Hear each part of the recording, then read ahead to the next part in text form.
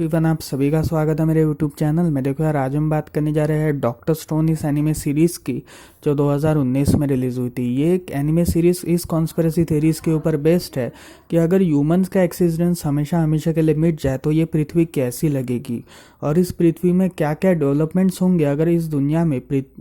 में इंसानों का नाश हमेशा हमेशा के लिए हो जाए। देखो यार, ये पृथ्वी दो ही एलिमेंट्स से चलती है। मतलब पहला एलिमेंट है इंसान, जो इस कंप्लीट पृथ्वी को चलाने वाला एक महत्वपूर्ण हिस्सा बन चुका है, और वही दूसरा हिस्सा है एनिमल्स। अब यहाँ पर इन दोनों में से अगर कोई भी अगर एक का एक्सिस्टेंस हमेशा हमेशा के लिए मिट गया तो पृथ्वी अलग अलग कौन से चेंजेस लाएगी, इसी के ऊपर इस एनीमे को लिखा गया है। सो आज मैं आपको इस कंप्लीट एनीमे की स्टोरी और एंडिंग के बारे में बताऊंगा, और उसी के साथ साथ मैं आपको ये भी बताने की कोशिश करूंगा कि आप इस एनीमे में क्या क्या देख सकते हो। देखो यार, ये एनीमे 24 एपिसोड्स का है, इसी वजह से मैंने ये डिसाइड किया है कि आज की इस वीडियो में मैं आपको सिर्फ इसके पहले 10 एपिसोड से एक्सप्लेन करूंगा, क्योंकि अगर मैं इसके 24 एपिसोड्स एक्सप्लेन करने लग जाऊँ तो शायद से मुझे 1-2 घंटा लग सकता है और वीडियो भी काफ़ी लंबी बन जाएगी। इसी वजह से मैंने पहले 10 ही एपिसोड इसमें एक्सप्लेन करने का डिसाइड किया है। तो फिर यार, वीडियो का एंड तक देखते रहिएगा ताकि आप इसके पहले 10 एपिसोड्स को कम्प्लीटली समझ पाए। और अगर वीडियो पसंद आए तो वीडियो को लाइक करके चैनल को सब्सक्राइब ज़रूर कर दीजिएगा और उस बेल आइकन को भी ज़रूर दबाइएगा, क्योंकि मैं ऐसे ही मूवीज़ और वेब सीरीज़ के रिलेटेड वीडियोस आप सभी के सामने रखता रहता हूँ। So without wasting any time, let's start this video. तो इस कंप्लीट स्टोरी की शुरुआत में हम सेंकू नाम के कैरेक्टर से इंट्रोड्यूस होते हैं, जो काफ़ी ज़्यादा साइंटिफिक टाइप का बंदा था और वो बचपन से ही एक साइंटिस्ट बनना चाहता था। अब यहाँ पर सेंकू का एक दोस्त था ताइजू नाम का, जो काफ़ी ज़्यादा स्ट्रांग था, लेकिन उसके पास दिमाग नहीं था। मतलब उसके पास दिमाग नहीं था पर फिर भी उसके पास फिजिकल पावर थी, इसी वजह से वो अपनी फिजिकल पावर से कुछ भी कर सकता था। अब यहाँ पर ताइजू जो था उसे यूजी हीरा नाम की एक लड़की के ऊपर क्रश था और वो काफ़ी टाइम से उसकी दोस्त थी, इसी वजह से वो उससे बात करने में हिचकिचाता था, क्योंकि उसे हमेशा ऐसा लगता था कि अगर उसने अपनी दिल की बात यूजी हीरा को बता दी तो शायद से वो उससे दोस्ती ना तोड़ दे। इसी वजह से उसने सेंकू से थोड़ी बहुत बातें कर अपना एक दिन सेट किया था ताकि उस दिन वो यूजी हीरा को सारी बातें बता दे। अब यहाँ पर जैसे ही ताइजू यूजी हीरा को सारी बातें बताने जाता है, तब तक एक हरी लाइट सबके आर पार गुजरती है, जिसकी वजह से सभी लोग पत्थर में कन्वर्ट हो जाते हैं। मतलब जितने भी ह्यूमंस इस पृथ्वी पर एग्जिस्ट कर रहे थे वो इस हरी लाइट के कांटेक्ट में आने से पत्थर में कन्वर्ट हो चुके थे। अब यहाँ पर ताइजू अपनी दिल की बात पूरी नहीं कर पाया था, इसी वजह से वो काफ़ी ज़्यादा परेशान था और इसी कालावधि में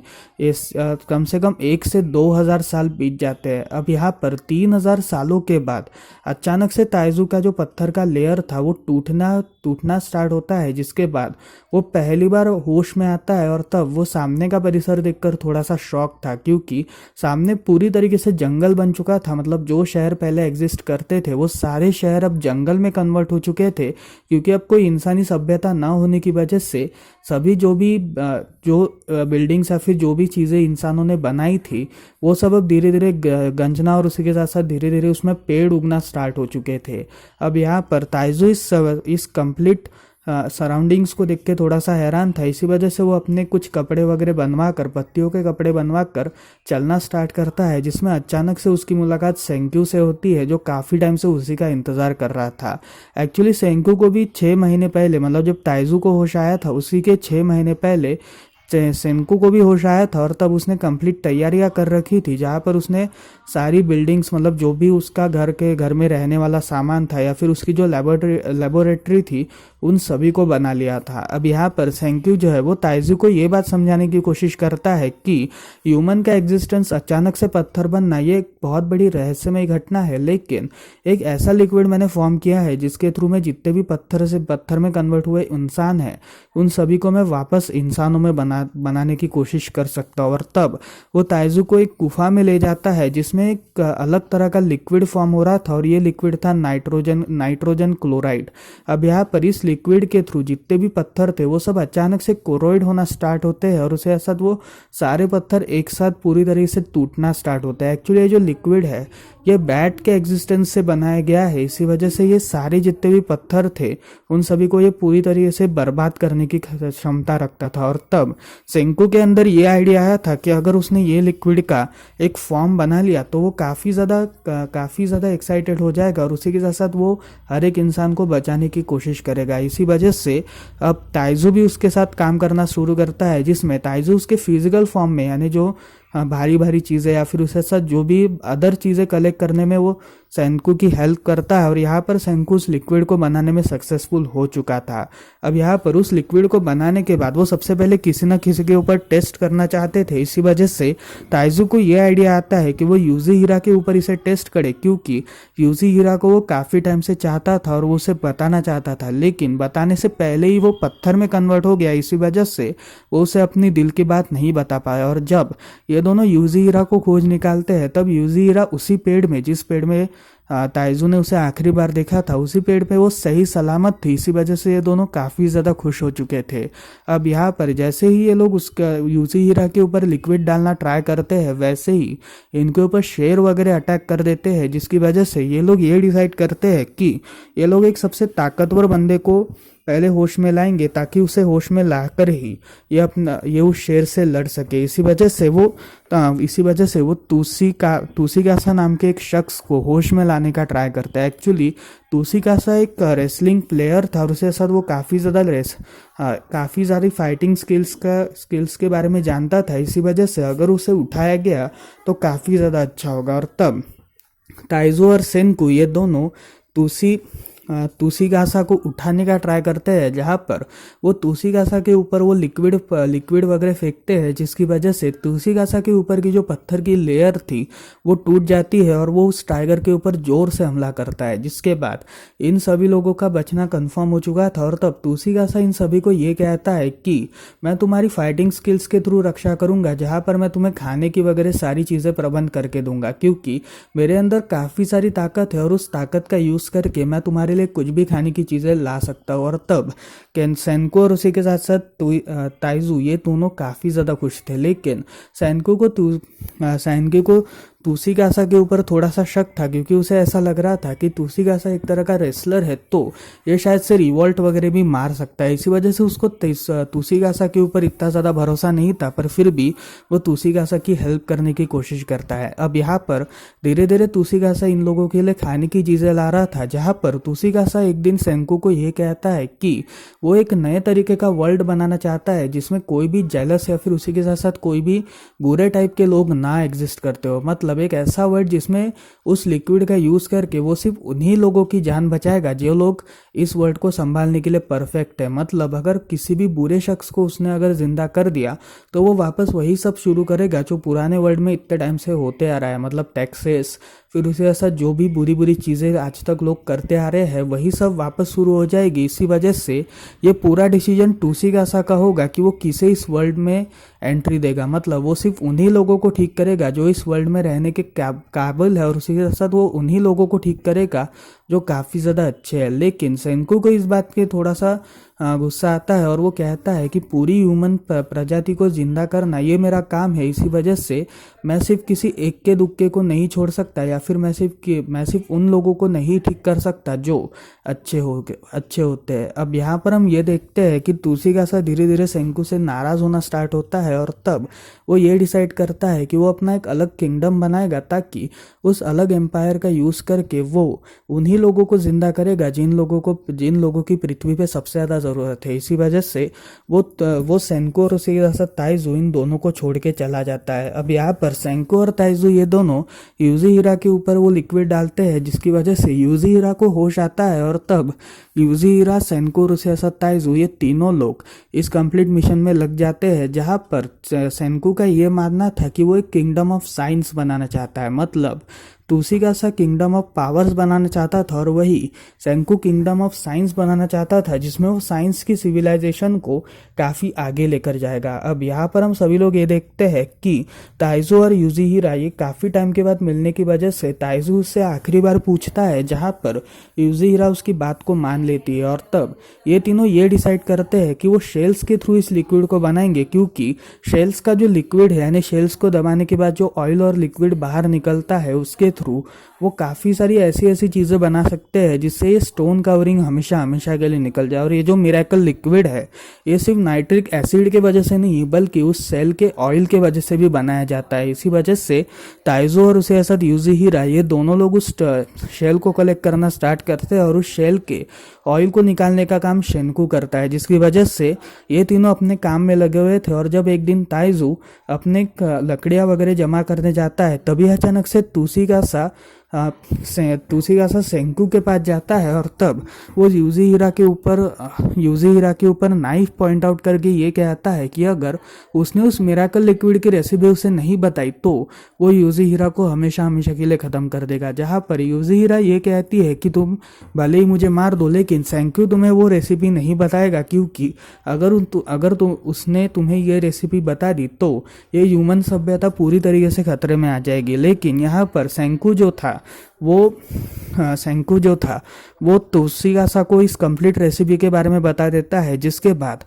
तुसिकासा सेंकू से ये कहता है कि तुम्हारे जिंदा रहने का कोई भी पॉइंट नहीं है और तभी वो उसे मार डालता है। जिसके बाद हम सभी लोग ये देखते हैं कि ताइजू भी वहाँ पे पहुँचता है, जो इस कंप्लीट परिसर को देख के थोड़ा सा शॉक था और काफ़ी ज़्यादा गुस्सा था। और तब ये सभी लोग गन पाउडर का ही निर्माता कर रहे थे। एक्चुअली ये सभी लोग गन्स वगैरह बनाना चाहते थे और उसके लिए गन पाउडर इनके लिए सबसे ज़्यादा ज़रूरी थे। और तब ये लोग गन पाउडर का निर्माण करना स्टार्ट कर चुके थे, जहाँ पर इन्होंने गन पाउडर की पहले एक्सपेरिमेंट काफ़ी सक्सेसफुली पार कर ली थी, जहाँ पर जब पत्थर वगैरह अगर गन पाउडर से टकराएगा तो एक बहुत बड़ा ब्लास्ट होगा और ये ब्लास्ट करने में ये सक्सेसफुल हो चुके थे, जिसकी वजह से एक धुएं की परत वहाँ पर बन चुकी थी जिस जगह पर ये लोग कर रहे थे। और इसी वजह से तुसिकासा को सेंको और ताइजू इन दोनों की लोकेशन का पता चल गया था। अब यहाँ पर ताइजू जो था वो काफ़ी ज़्यादा गुस्सा होता है और तब वो तुसिकासा का ध्यान बहलाने के लिए उस कंप्लीट बारूद के ऊपर यानी उस गन पाउडर के ऊपर पत्थर फेंक देता है, जिसकी वजह से एक बहुत बड़ा ब्लास्ट हो जाता है। और इसी ब्लास्ट में ताइजो और उसके साथ यूजी हीरा सेंकू को लेकर थोड़ा दूर निकलते हैं। अब यहाँ पर यूजी हीरा और ताइजू ये दोनों सेंकू को उठाने की कोशिश कर रहे थे, जहाँ पर ताइजू जब उसे पीछे के साइड में देखता है तब उसके हेड के जिस गर्दन के साइड पे उसके एक पत्थर का कार्विंग अभी तक लगा हुआ था। मतलब जो पत्थर के थ्रू पत्थर के कवरिंग को तोड़कर ये लोग बाहर निकले थे, वही पत्थर के कवरिंग का एक पत्थर का टुकड़ा उसके गर्दन पे लगा था। इसी वजह से ताइजू को ये बात याद आती है कि सेंक्यू से काफ़ी टाइम से गर्दन घुमा के एक क्लू देने की कोशिश कर रहा था। मतलब वो गर्दन की एक्सरसाइज वगैरह इसी वजह से कर रहा था ताकि वो ताइजू को एक क्लू दे सके। और तब ताइजू उस क्लू को मानकर उस पत्थर के ऊपर वो मिरेकल लिक्विड छोड़ देता है, जिसकी वजह से उस मिरेकल लिक्विड की वजह से हम कहानी में फ्लैशबैक में जाते हैं, जहाँ पर हम सेंकू को देखते हैं जो पत्थर फॉर्म में था और तभी अचानक से उसके अंदर डिटर्मिनेशन आता है कि वो एक इंसान बनेगा और उसके साथ वो अपने एक्सपेरिमेंट को सक्सेसफुल करेगा। इसी वजह से वो वापस अपने पत्थर के कवरिंग को तोड़कर इंसान बन चुका था। और तब इंसान बनने के बाद उसकी सबसे बड़ी चुनौती ये थी कि खुद का सर्वाइवल। इसी वजह से वो धीरे धीरे बंदरों के बीच में रहकर अपना सर्वाइवल का काम कर रहा था और तब वो आग जलाने की कोशिश कर रहा था और वो इसमें काफ़ी टाइम बाद सक्सेसफुल हो चुका था, जिसकी वजह से वो काफ़ी ज़्यादा खुश था। और जब वो एक पक्षी को एक पत्थर में कन्वर्ट होता हुआ देखता है, मतलब एक पक्षी जो पत्थर में कन्वर्ट हो चुकी थी, इस पक्षी को ठीक करने के लिए वो सबसे पहले उस बैट का वही नाइट्रिक एसिड यूज़ करता है और तब इस नाइट्रिक एसिड का यूज़ करके वो पक्षी ठीक हो चुके थे। इसी वजह से सेंकू को ये आइडिया आता है कि अगर उसने उस लिक्विड का यूज़ करके इन सारे लोगों पर डाल दिया तो शायद से ये लोग वापस ज़िंदा हो सकते हैं। लेकिन ये सिर्फ एक तरह की थ्योरी है, ये रियलिटी में एग्जिस्ट करेगी भी या नहीं इसके बारे में उससे भी कुछ जानकारी नहीं थी। अब यहाँ पर सेंकू जो था वो धीरे धीरे सोचने में लग रहा था कि आखिर ये सब चल क्या रहा है, मतलब ये अचानक से ग्रीन लाइट्स आई कैसे। जहाँ पर उसे पहली थ्योरी कुछ इस प्रकार लगती है कि शायद एलियंस ने ही ये ग्रीन लाइट्स वगैरह छोड़ी होगी, या फिर दूसरी थ्योरी की कोई तो भी एक साइंटिस्ट का बेकार सा एक्सपेरिमेंट फेल हो गया होगा, उसका ये नतीजा है। और तीसरा थ्योरी उसे ये लगता है कि शायद से किसी बुरे साइंटिस्ट ने या फिर किसी बुरी ताकत ने मिलकर ये सारी चीज़ें करी है, लेकिन ये बस सिर्फ एक थ्योरी थी और इसकी रियलिटी क्या थी इसके बारे में वो भी खुद नहीं जानता था। अब यहाँ पर सेंकू जो था वो धीरे धीरे सबके ऊपर लिक्विड डालना स्टार्ट करता है और तब वो ताइजू के ऊपर भी लिक्विड डालता है, लेकिन ताइजू का इसके ऊपर कोई भी रिएक्शन नहीं था। इसी वजह से सेंकू काफ़ी ज़्यादा हैरान होता है और तब वो इसके बारे में और एक्सपेरिमेंट करना स्टार्ट करता है, जिसमें उसे ये रियलाइज़ होता है कि अगर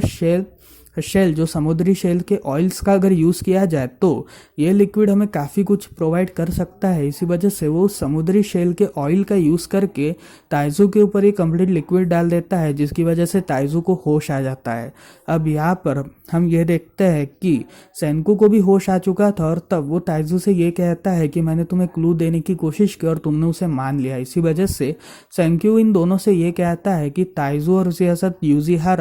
यूजीहिरा ये दोनों लोग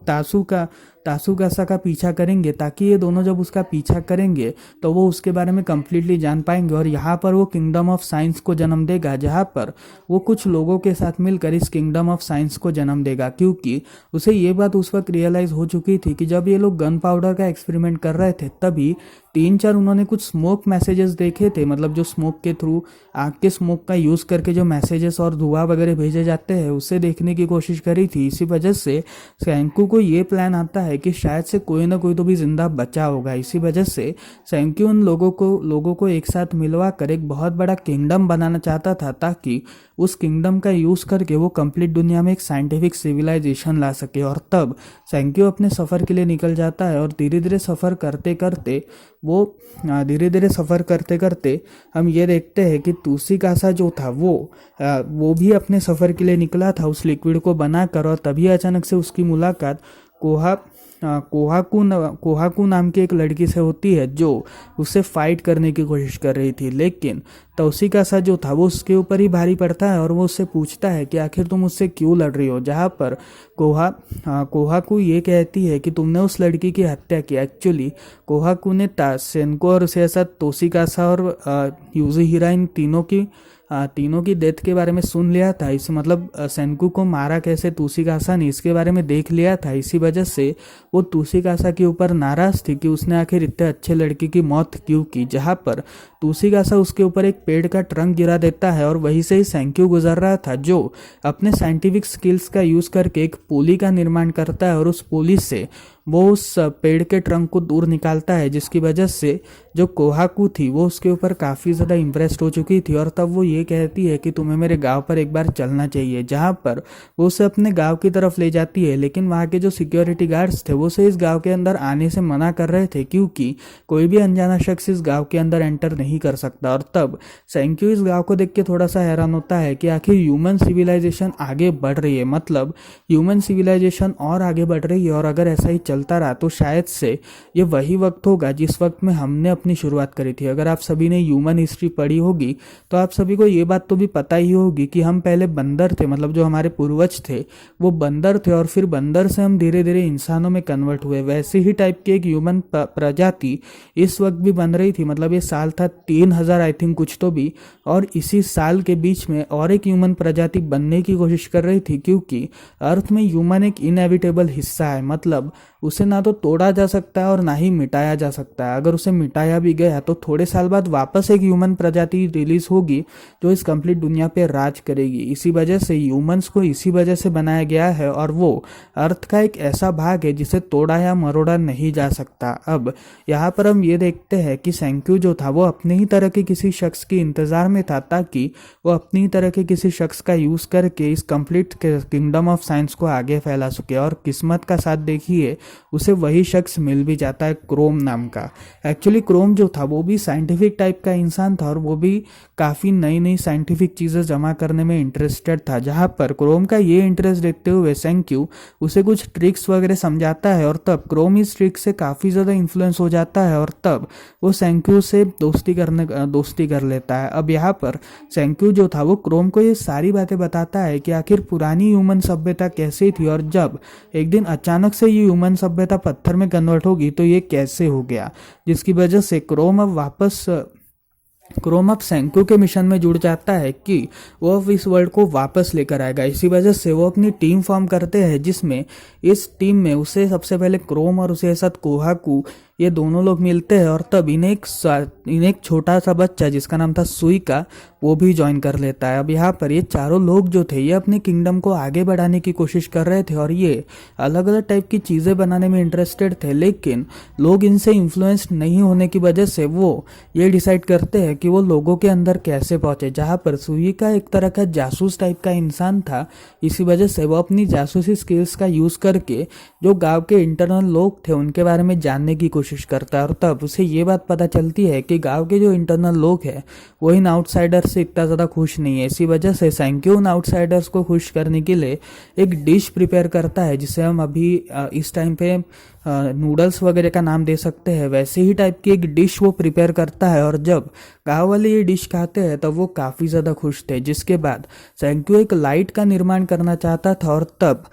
और तब कोहाकू इसे ये बताती है कि उसकी एक बहन है रूरी नाम की, जो काफ़ी टाइम से बीमार है, और उसे कौन सी बीमारी है उसके बारे में किसी को भी नहीं पता। जहाँ पर सेंक्यू को ये बात रियलाइज़ होती है कि अगर वो एंटीबायोटिक बनाएगा तो शायद से रूरू ठीक हो सकती है। इसी वजह से वो रूरू को ठीक कर गाँव वालों में अपनी इज्जत बढ़वाना चाहता था, और तब सेंक्यू, क्रोम और उसके साथ कोहाकू और सुइका ये सभी मिलकर एक लाइट का निर्माण करते हैं, और इसी निर्माण कार्य में उनके साथ एक और शख्स जुड़ जाता है जो एक्चुअली जिसका नाम था जेन। और जेन जो था वो तुसिकासा का आदमी था, लेकिन जेन थोड़े समय के लिए इन पर नज़र रखने आया था, जहाँ पर सेंक्यू उसे साइंस से इन्फ्लुएंस्ड कर देता है, लेकिन जेन उसके ऊपर इन्फ्लुएंस्ड नहीं था क्योंकि वो मैजिक्स वगैरह में काफ़ी ज़्यादा इंटरेस्टेड था। लेकिन सेंक्यू ने जैसे ही इलेक्ट्रिसिटी बनाई थी, जेन उससे काफ़ी ज़्यादा इंप्रेस्ड हो चुका था, और तब वो सेंक्यू की हेल्प करने का डिसाइड करता है। जिसके बाद हम सभी लोग ये देखते हैं कि मैग्मा नाम का एक गुंडा आकर जेन को पूरी तरीके से मार डालता है, क्योंकि मैग्मा को ऐसा लगता है कि जेन जो है वही सेंकू है। इसी वजह से वो जेन को सेंकू समझकर मार देता है, लेकिन जेन ने अपनी सुरक्षा के लिए काफ़ी सारे कवच बनाए थे, इसी वजह से वो बच जाता है। और उसके बचने के बाद हम सभी लोगों को ये बात पता चलती है कि मैग्मा एक तरह का गुंडा था, और वो इस गांव का चीफ बनना चाहता है ताकि वो रूरू को हमेशा हमेशा के लिए ख़त्म कर दे, और रूरू के ख़त्म होने के बाद वो इस कंप्लीट विलेज का राजा बन जाए। और उसका ये प्लान, अगर वो विलेज का चीफ बन गया तो सब काफ़ी ज़्यादा सक्सेसफुल हो जाएगा। इसी वजह से कोहाकू उसे रोकने का ट्राई कर रही थी, लेकिन कोहाकू के फादर उसे ही डिसऑन कर देते हैं। इसी वजह से वो कैसे न कैसे मैग्मा को ख़त्म करना चाहती थी। अब यहाँ पर हम ये देखते हैं कि सेंको और उसकी टीम जो थे ये मैग्मा को ख़त्म करने की कोशिश करते हैं, ताकि ये सभी लोग मैग्मा को ख़त्म कर सके। और मैग्मा को ख़त्म करने के बाद ये सभी लोग रूरू को वो एंटीबायोटिक दवाई दे, ताकि उस एंटीबायोटिक दवाई का यूज़ करके रूरू हमेशा हमेशा के लिए ठीक हो जाए। अब यहाँ पर हम ये देखते हैं कि जेन जो था वो उसे पत्थर से बाहर निकालने वाला